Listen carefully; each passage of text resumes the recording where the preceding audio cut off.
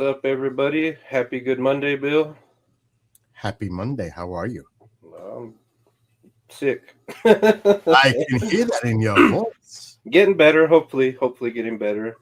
Before we get started today, I want to show something that I posted on social media a few days ago. So, Mr. Producer Man, can we roll the clip?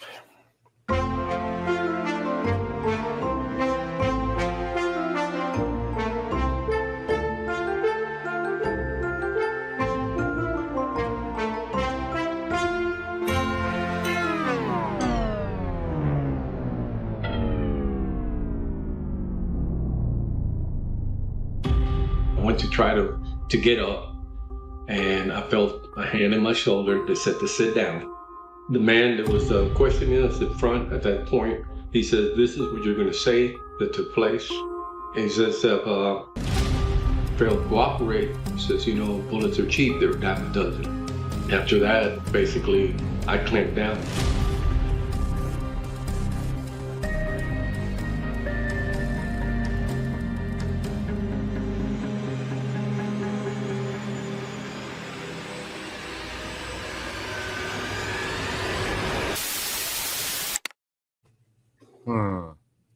Well, from that, Christmas 1980, there can only be one incident that I could think of that comes to mind in the UK.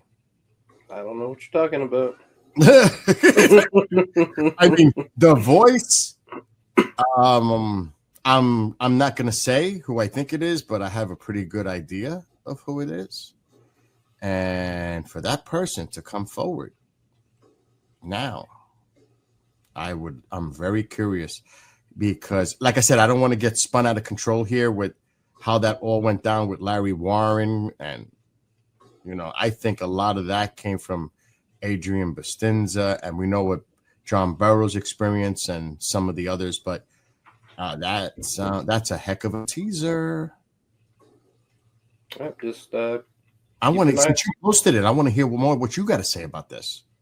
At this point, nothing. Just check the website. We'll leave it at that for now.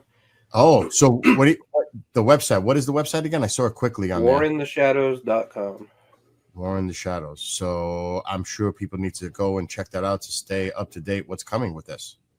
In about next Thursday, the website will receive its first update, and I just encourage anybody interested in this topic to follow along. I think there's some information the public doesn't know that's going to come out that a lot of people are going to be shocked, and I'll leave it at that. You and I are friends with the Paranormal Rangers, John and Stan.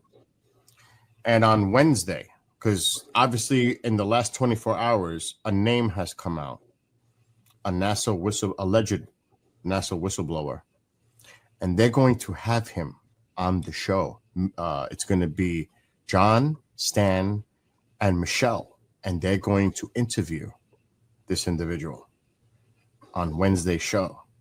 I'm really curious to see what he has to say. I'm just catching wind of this. You mentioned before we started there was a Daily Mail article making reference to this gentleman. Did you hear anything about this? Briefly, I believe it's a former NASA medical doctor. That's what I'm hearing too. He was in the field of medicine, yes. And I believe he saw a video of I want to say reverse engineered craft. This is going to be interesting. But I'm going to say it like I've said it, even with all the documentaries that come out. You could put 200 witnesses at a hearing, unless they come out with evidence, something to back them up with anything they say. To me, it's just the same old, same old. I am so at the point where if they don't have a document to associate a case in reference to something that's going on, even an image, but and we've talked about this many times. Even if they come out with something, people are going to say, that's Photoshop, that's not real, blah, blah, blah, it's fake. They're just trying to do a psyop on us. I mean, Toby, where do we go from here? Because there's hearings coming up now. We had a drone hearing. There's all kinds of stuff going on. I mean, what the heck is going on, dude? That's a good question, and I think that's a good segue into bringing in this week's guest, so we can get into the nitty gritty of it all. Before you do, this is an individual who's been doing this for quite some time and is well established and reputable. And what he's been doing. Actually, I became a fan of his listening to him years ago, because he's actually a true researcher, a person that actually did the work to look into cases and do, boots on the ground approach, unlike some others that do it from the back of a keyboard. Or, do you know what I mean? You talking to me? You talking to me? But without further ado, why don't we bring on our special guest? Hello. Alejandro, my friend, how are you doing? I'm doing great. Always great to be talking to you guys, and happy to be here today. Great to see you. Yeah, you guys too. I always love seeing your mothership there. But I got the T-shirt on. Let's not forget International UFO Congress. Such a cool T-shirt, and that's one of the cool things. And this is kind of, I don't know, a theme to the day, teamwork. And I think that that's going to be a lot about my point. And we had a great team. So we had an incredible artist that would do that work. Yeah, I love that T-shirt. Really cool. That was one of his favorites. You know what, too? And I don't even know if you have any more of them. The glow-in-the-dark alien cap. Oh, yeah, we sold out. Those sell like hotcakes. And I always tell Karen, and I think she's going to do that, my significant other who owns the Congress now, that we still have like stuff and she's going to set up.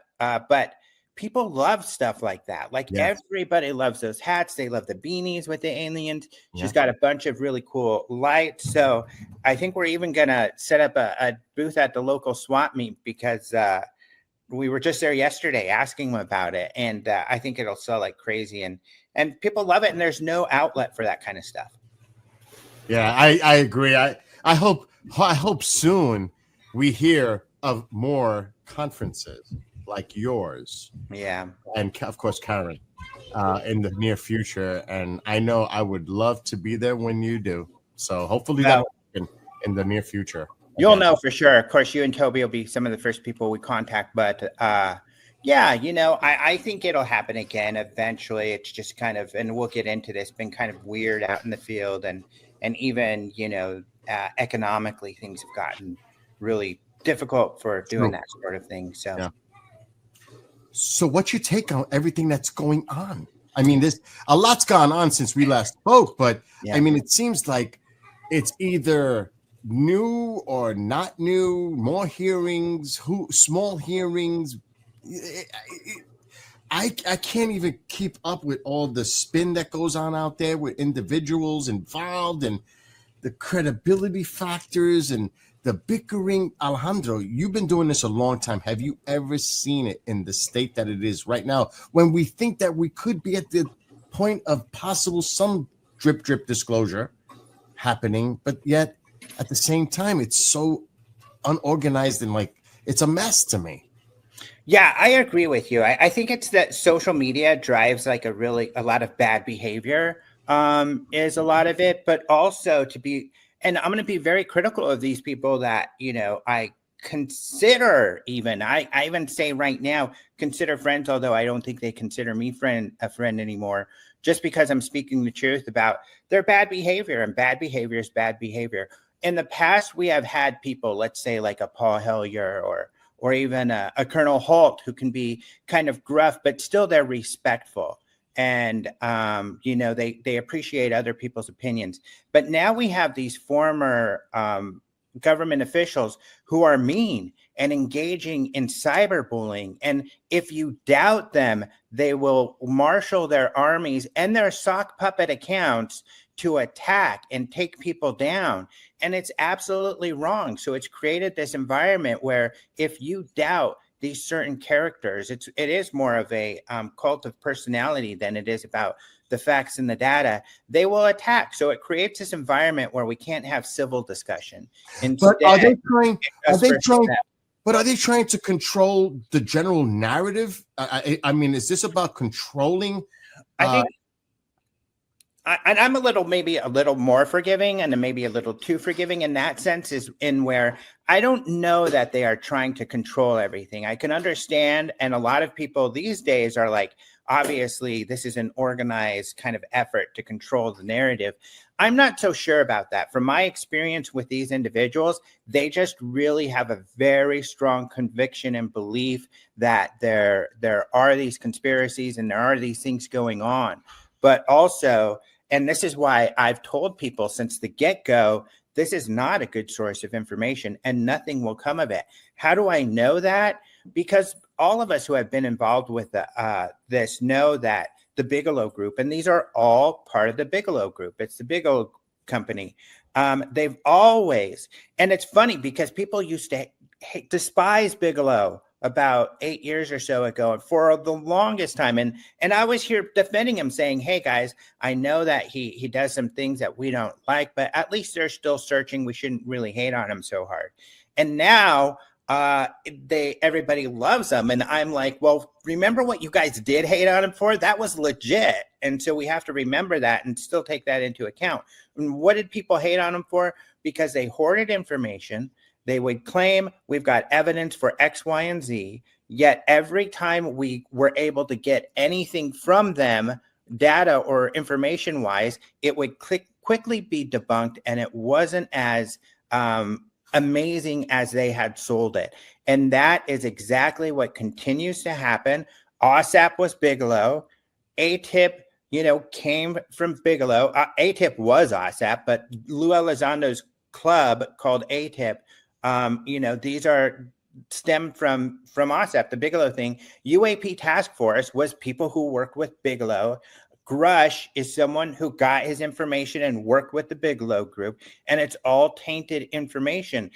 These are the guys who fell for every hoax that's come along. They fell for Richard Doty, that hoaxer who's an admitted hoaxer.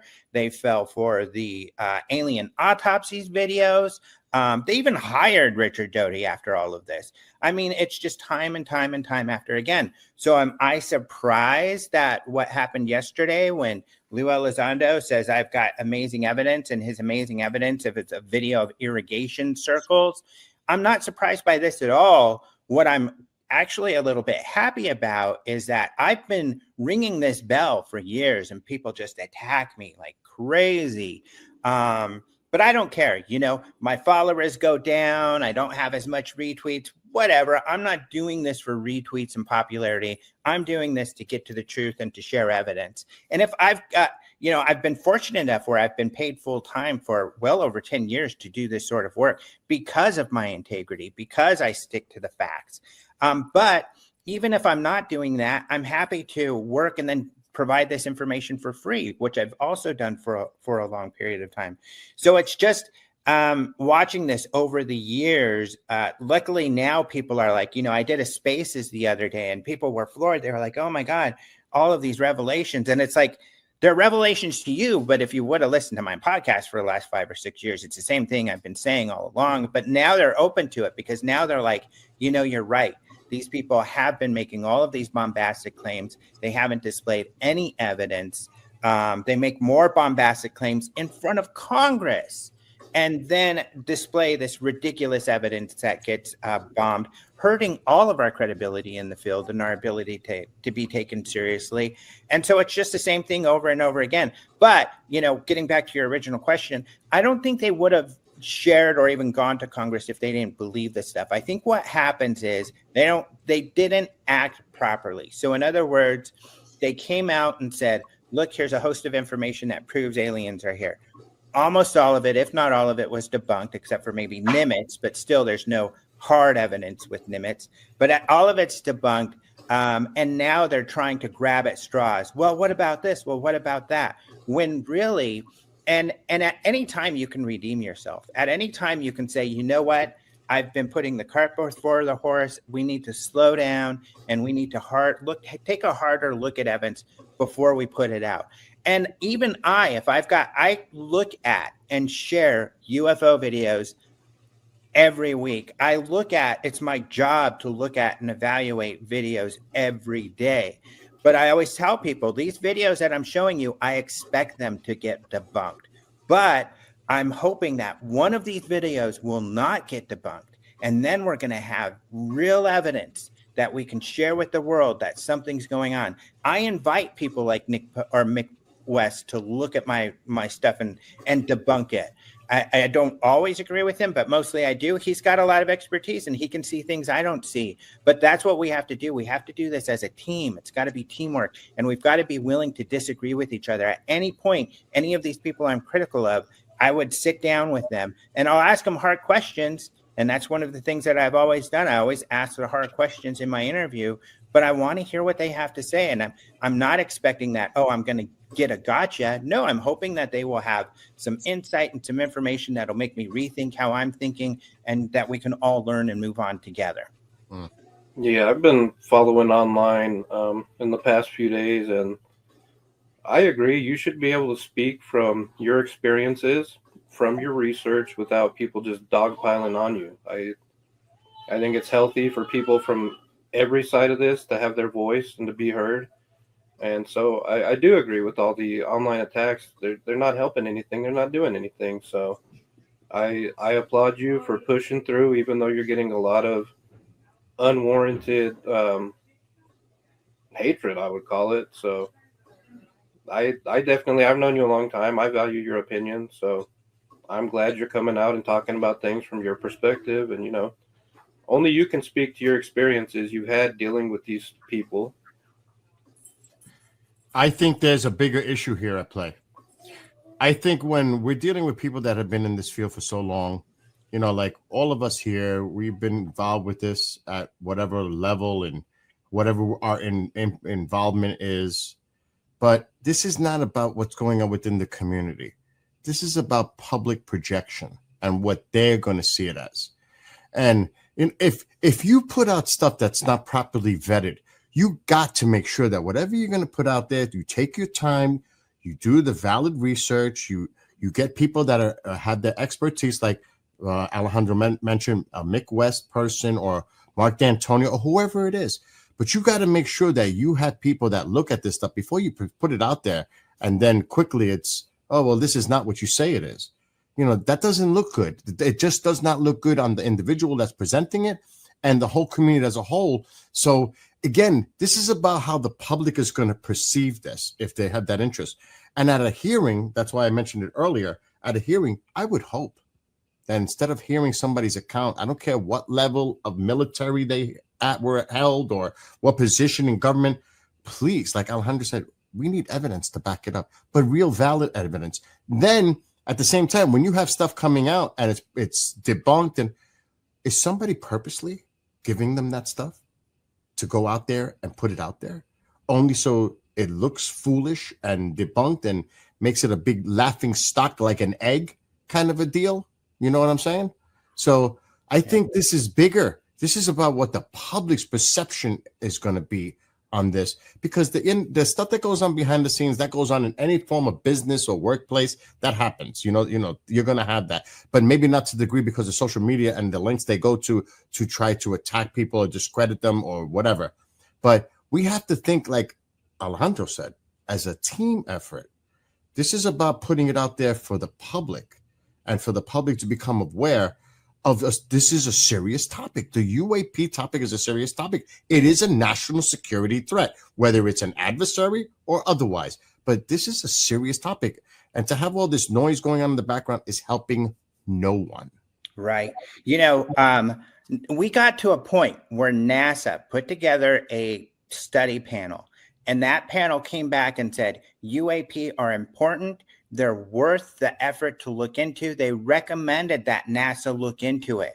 Why isn't NASA looking into it? Because of the antics that we saw yesterday and because of this hate that we're talking about. The panelists, the very start of their public presentation of their final results was to say, we were really disappointed because we got a lot of hateful, really bad stuff. everybody on the panel got attacked on social media for looking at this and getting involved with it.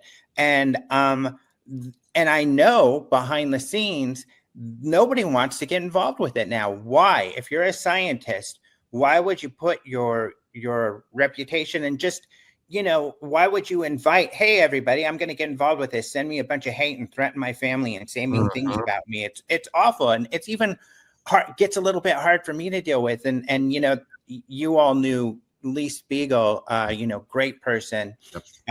He and I would talk a lot. It would really hurt his feelings. He would really feel bad about that. And I can tell you, and I'm not afraid to share this because I think he shared this, Lou Elizondo used to really get hurt by it. So don't do it to other people, not to say that Lee wouldn't do that. Lee was very responsible and respectful. But Lou gets engaged in some of this stuff, even with sock puppet accounts. And so to your point, all of this has taken all this momentum that we had, where even mainstream scientists was saying, this is a real deal. Let's look into this. And now nobody wants to get involved. Now they're like, hey, it's all you. I was on a PBS special recently to talk about scientific investigation of this topic, and nobody should be threatened by that. Why? All they're trying to do, if you believe that aliens are here and interacting with us, then the effort to scientifically investigate this topic will prove you right. That effort will prove that you are right. You should be happy for scientific investigation. Instead, I was one of the few non-scientists on this, I think maybe even the only non-scientist on this recent Nova special. I was kind of the historian guy, and they got a wave of hate. They were like, we're just getting all this hateful stuff on YouTube. Is this normal? And I'm like, unfortunately, it is in this field. And, that does not encourage people to then take this on and research it and help us make valid and important discoveries, which is what they want to do. What you just asked for, Bill, that's exactly what these people at NASA wanted to do. That's exactly what a lot of scientists want to do. People know that I work with the Scientific Coalition for UAP Studies, one of the small bastions of scientists involved. But a lot of those people stay anonymous, or they just leave because they don't want to get involved with all of this hate and craziness. So I'm like you, Bill. I'm just totally... people have been talking and talking and talking forever, and that's great. And I'm not saying those people are liars, certainly not. In fact, I'm here defending, some of the people that we're all disappointed with, saying I'm not so sure they're liars. I can't say that for sure, but I think they believe what they're saying. But at the same time, we have to be a team.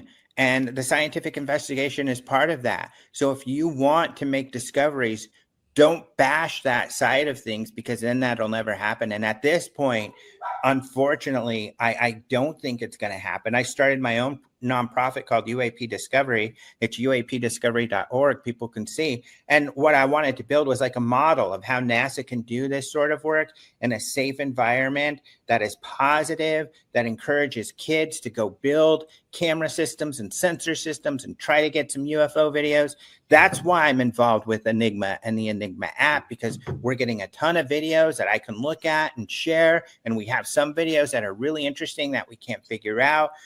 I want that hard data, and that's what I'm trying to get. But instead, when you just face a lot of heat, if you're not just agreeing with what everybody says. And this is what's really funny, is that those people who are like, oh, you're denying that aliens are here. No, I'm not. I'm trying to validate whether or not that's the case, because it could be people from the future, multidimensional, who knows what's going on. But we need that data to figure it out.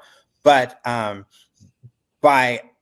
you people who do believe that also disagree on the nature of it. You have this huge battle behind it, and you guys in Roswell know better than everybody, are kind of the front lines, because you have religious organizations out there talking about aliens are bad, aliens are evil, they're the devil, they're demons. And then of course you have the other side, these groups like the Greer groups, who are like, oh, the aliens are good and they're here to save us, and anybody who says aliens are doing bad stuff are lying to you. So I mean, even inside of that, there's a lot of fighting. So how are we going to figure out what's going on? We need to track them. We need sensors. We need tracking systems. We've got to gather data to figure it out on ourselves. And we can do that.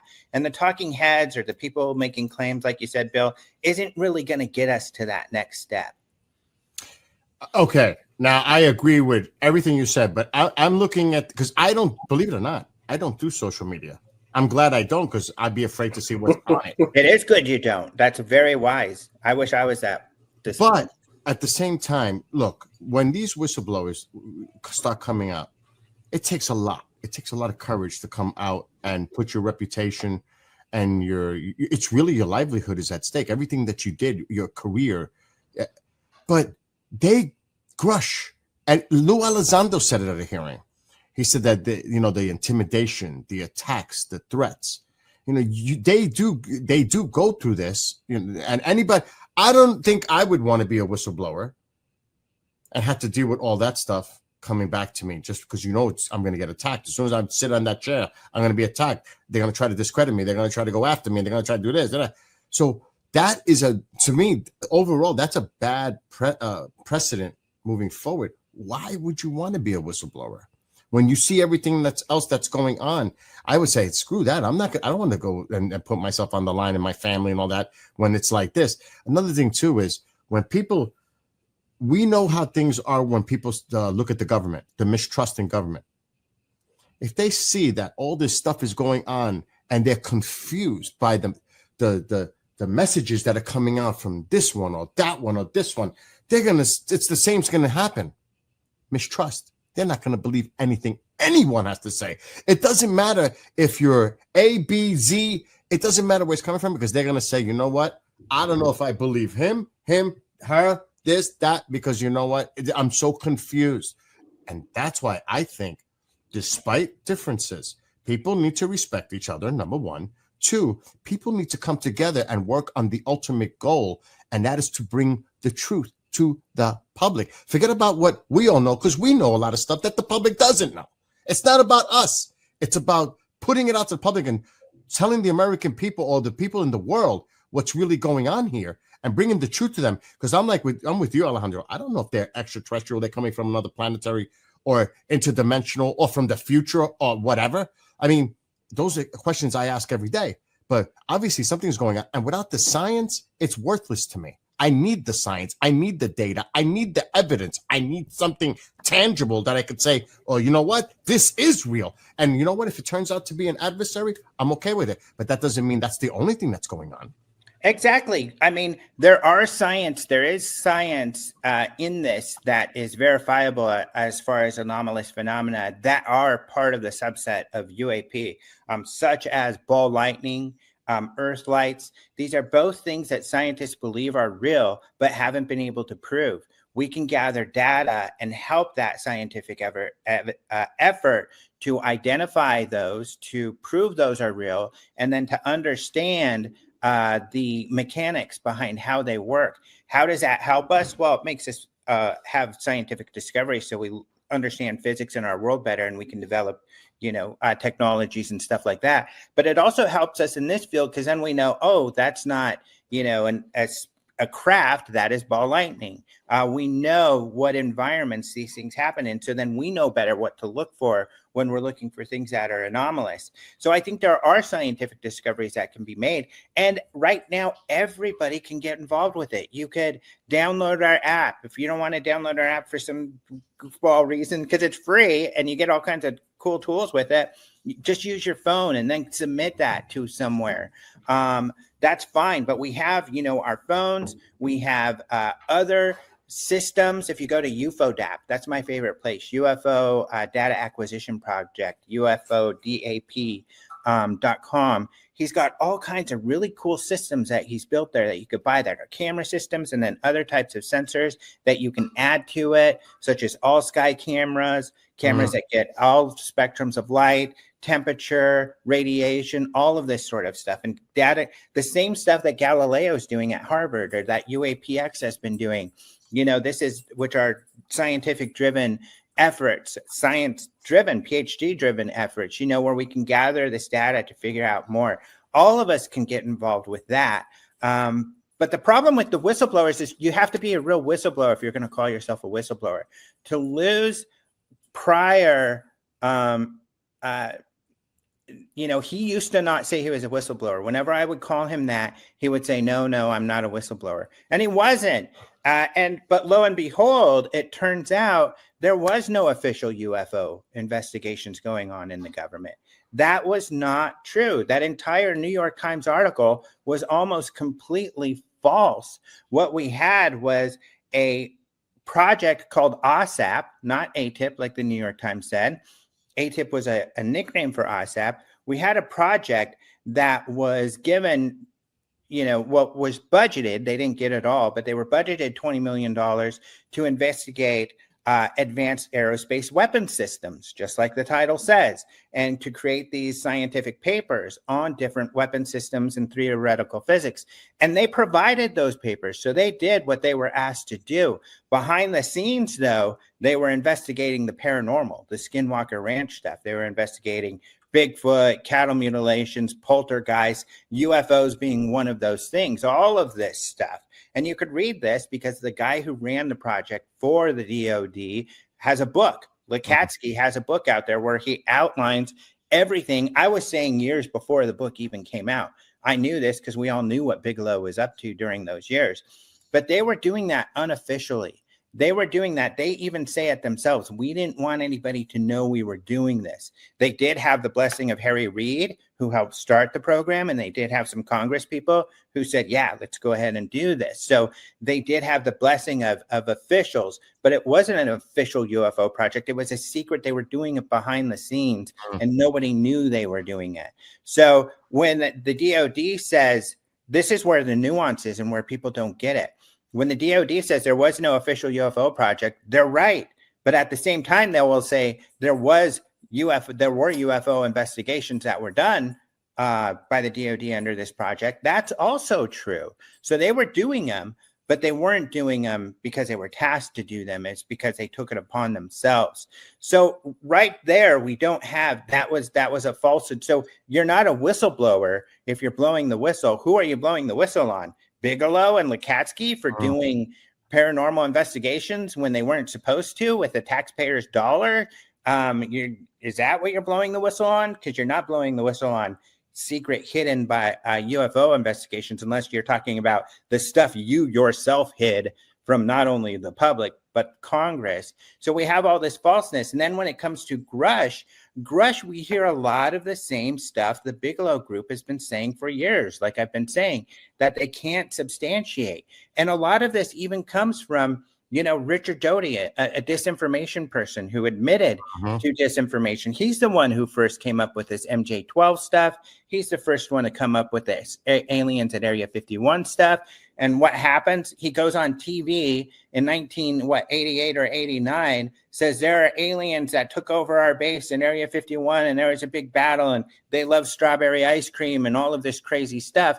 A few weeks later, you have this guy, Bob Lazar, coming out and saying, oh yeah, I used to work there. And then nobody questions or even looks at Bob Lazar's background, which I'm going to write an article on soon, but you can go look at it and it's not pretty. It's full of deceit and lies. But the problem is then they're out repeating all of this stuff that we hear in the mythos. It's like they just went on the internet. And I called them UFO fanboys because it's kind of this UFO fanboy stuff. And in my experience, that's what they're like. They're like me when I first got started in this before I really dug deep. And instead of doing the deep digging and doing the research, they're out spouting all of this stuff, putting photos out there. And that's a great example of the type of research they do. Oh, look, I've got this video. Let's put it out there. I've got this video of triangular UFOs. Let's put it out there. And then they get debunked right off the bat by those of us who have much more experience doing this. And then everybody looks worse. Whereas all of us are very open. And I've expressed to them many times, I'm very open. Let me take a look. Let me get some of these videos in front of some of my colleagues who know better than I do even. And let's take a look as a group at these videos before we put them out, like we do at the SCU. The SCU vets everything very much before it's put out. Our last case was, the Agua Dia case was examined by the arrow. And you know, in that PBS special, the former Arrow director, Sean Kirkpatrick, said it was birds. The Arrow report said it was balloons. I'm not so sure. Look at the video. It does not look like birds or balloons, but at least there's some civil discourse. And SCU just last week said, hey, you guys said X, Y, and Z, but you didn't share your work on that. Can you give us more information on how you came to these conclusions? And then once they share that information, which it's their responsibility to do if they're going to be truly transparent, then SCU scientists can look at it and agree or not agree. And SCU is definitely willing, because it's happened before, to say, oh, we were wrong on this. The math that they did is correct, and we're going to alter our outlook on this. But until they share that information, you know, SCU is going to still say, well, we're standing by what we have unless you can prove us wrong. And that's the way it goes, civilly going back and forth and working together. Not just, oh, look at these debunkers, liars. They're so full of it. They're saying this and that and that. No, you know, let's work together and do this the right way. You know, it's funny. I was trying while you were discussing this. I had, and I can't find them right now. I wish I would have known that we were going to be talking about this. I actually had the documents from the early, well, it was actually mid to late 2000s, where the government was issuing out guidelines to contractors into looking into breakthrough technology. I had those documents. I've got it. I just wrote an article about clearing up the misperception between OSAP and ATIP and Arrow and who was what. And so you're right. It was going on for quite some time. Yeah. And so I don't know if it was TV, just real quick, you can get those links. The latest story, I've got links to all of that data. Another thing, and this is frustrating to me too, when they put out these videos, and I do sky watches. I have a Sony A7S III camera right next to me. I take this stuff seriously. And when I see these videos, and Mark D'Antonio can tell you too, the camera is out of focus. There's so many things. And, you know, what looks like a rod is not, it's a whole bunch of stuff to do with a camera. Okay. But then I'm going to share something with you. I don't know if I've ever shared this with you. Toby, you've seen this. I captured this, Alejandro, in 2014 over my house. Now the camera system, huh? It's a blast from the past. Yeah, this is old, but this is my video. This is real. This is not Photoshop. This was over my house. It's looped. What is that? Go on. I mean, what the heck is that? See, this is what I'm talking about. This is a good video. I've got several videos.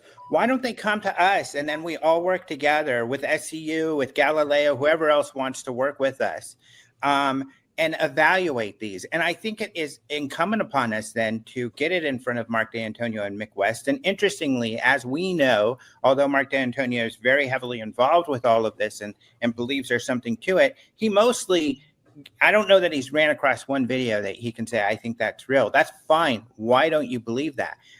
You know, SCU and Aguadilla disagree with Mark D'Antonio's and, you know, Mick West's ideas, but that's okay.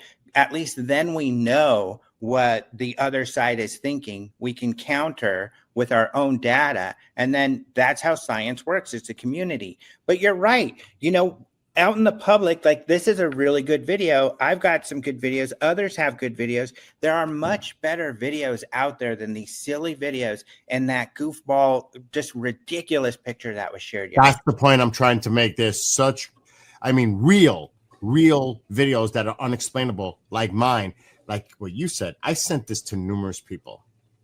And the thing that impressed me in a weird way was everybody came back that I trusted with a different answer.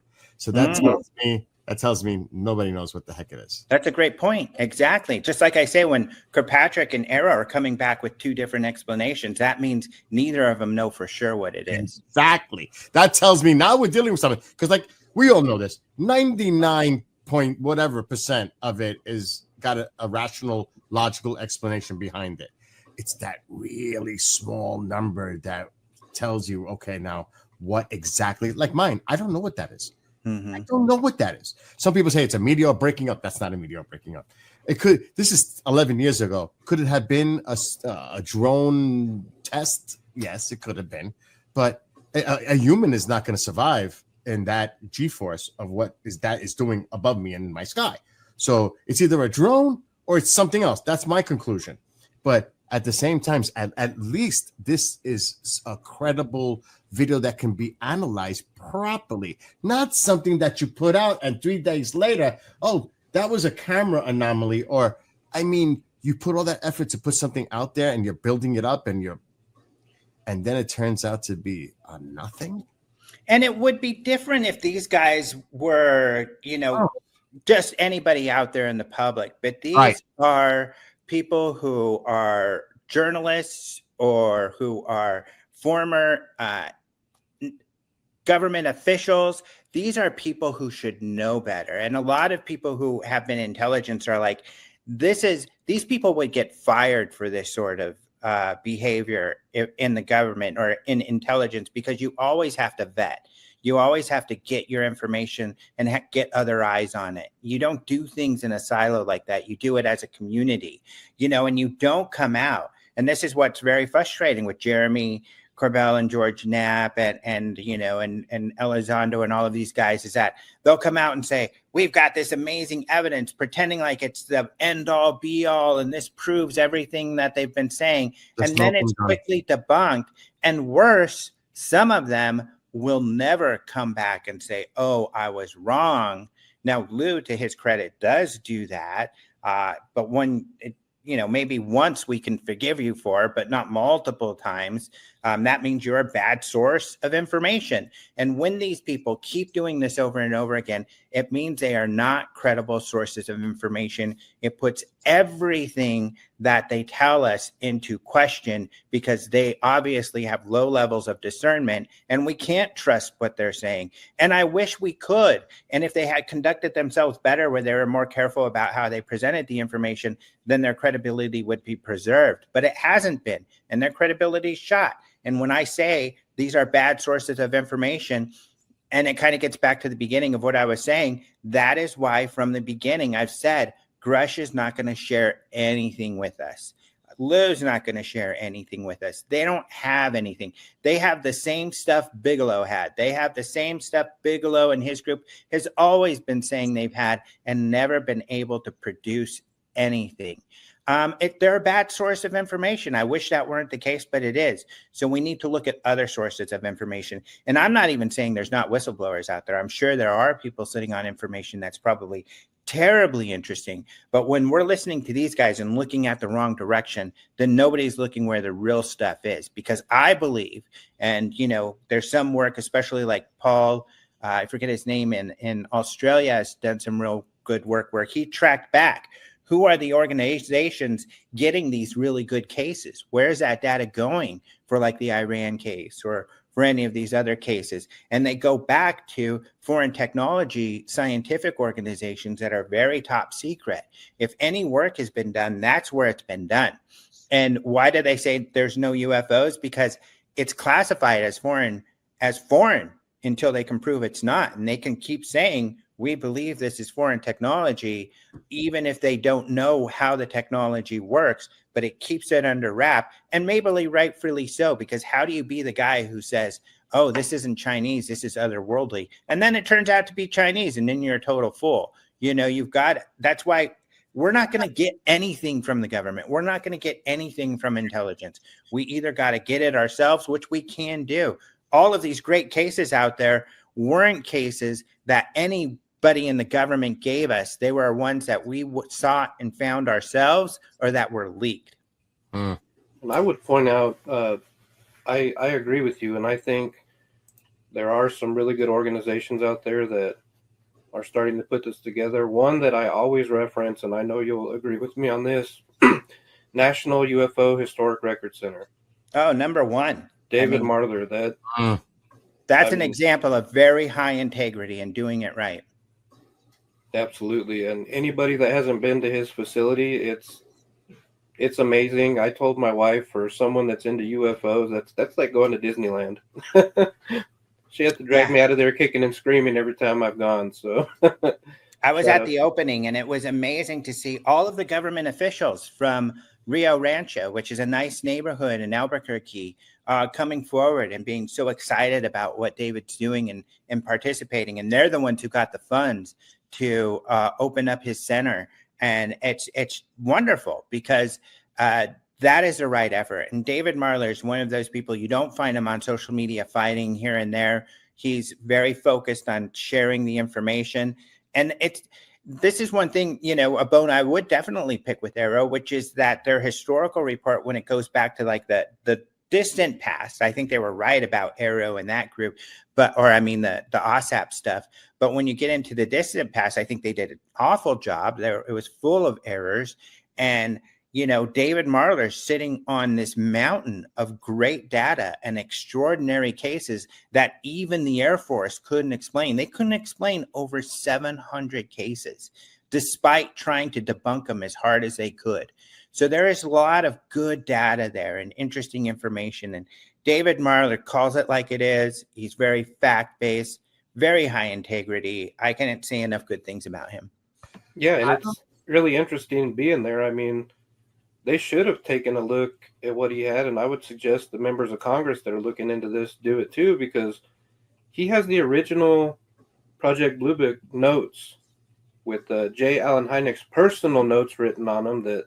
Those aren't in the Library of Congress. They're at the National UFO Historic Record Center, and it tells a very different story than the story that's out there officially on Blue Book. So, I agree with you too. That's where Congress needs to go. That's who needs to be sitting in these hearings. Someone with high integrity who has the facts and the data, and he can bring and will bring, knowing David, the paperwork with him, the receipts. Will finally in a congressional hearing get receipts for something if they brought someone like David Marler. And every one of those Congress members should be required that they visit that National UFO Record Center. But it's back to that's why I was looking on my screen. I don't know if you guys seen this. This is from September of last year. It's a document that I have, and it doesn't really matter because Congress's hands are tied. They really are when they overclassify SAPs and they get it almost impossible for them to go into SCIF, even though the Gang of Eight and some others that maybe had the classification to get this.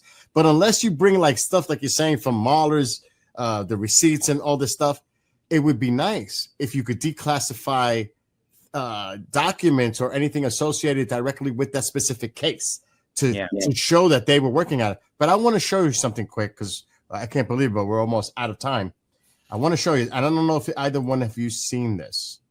And I think it's a really interesting. It's only a few lines. It's a big document, but it says here, I'm going to try to read it on this screen. Initial access to DoD SAPs will be strictly controlled based on broad collaboration and shared risk with SAP Enterprise. Access to SAP will be strictly limited to the minimum number of personnel necessary. Granting initial access to a SAP will be based solely upon the determination that the individual, 1, has a valid need to know, 2, has the necessary security clearance, 3, meets approved personnel security prerequisites, 4, will contribute to program execution or oversight. And on the bottom, look at this one on number 8. All personnel accessed to DoD SAPs will notify the director, and it goes on to other individuals, in a timely fashion when briefing or providing DoD SAP material to any member of Congress or their staff. No DoD contract entity, contractor or employee, contractor representative, consultant will provide SAP material to any member of Congress or their staff without director approval. And this is dated, let's go all the way back up, September 12th, 2024.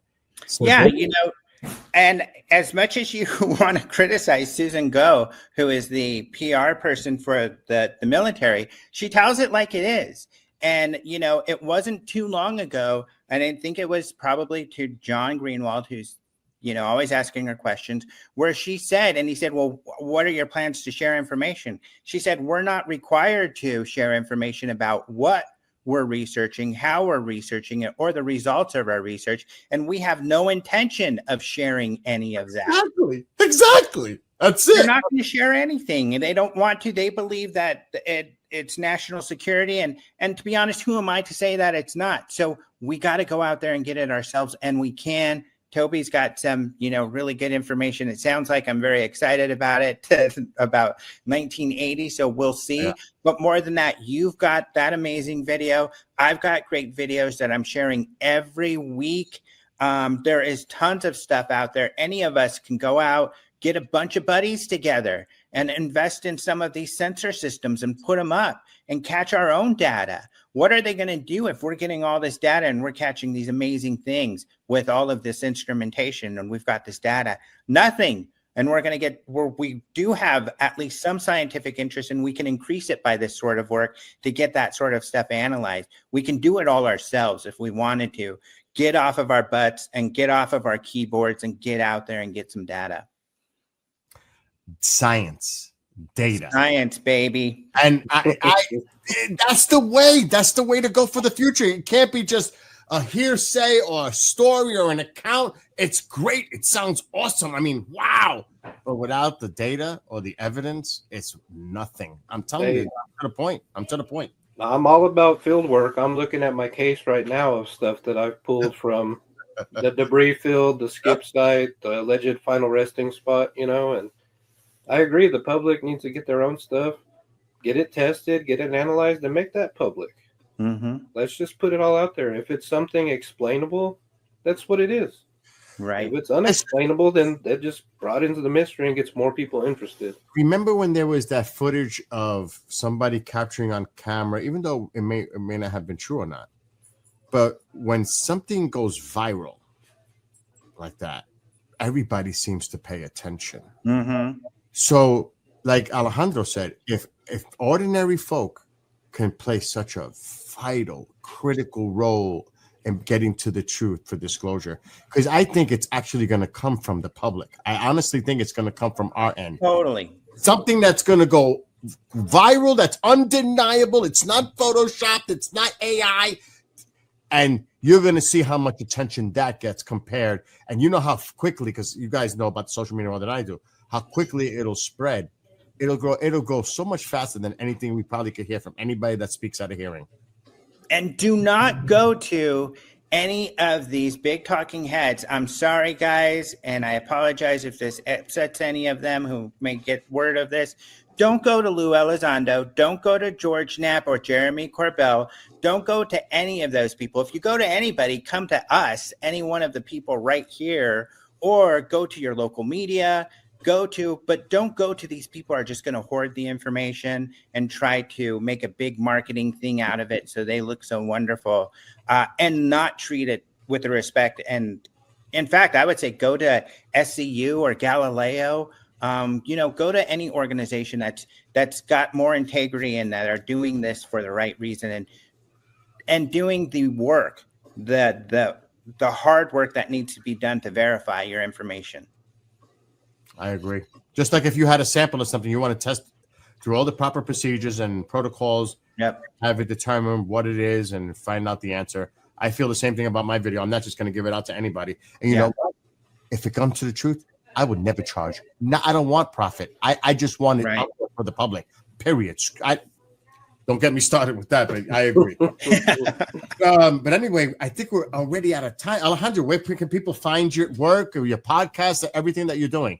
Yeah, you know what? I am a consultant for Enigma, the Enigma app, but I just think that it's great and it's a wonderful resource because we're getting a lot of videos and getting a lot of reports, and we're penetrating the general public, not, the traditional kind of UFO community, which I also think is wonderful. So check out the app. It's free. If for nothing else, go check out the videos on it and see what you think. On the first tab are videos that actually I curate, and these are kind of the best of the week. Like I said, these are not all alien spacecraft or anything, but a lot of these are ones where I can't figure out what the heck it is, and I would love for you guys to share it and try to help me figure it out.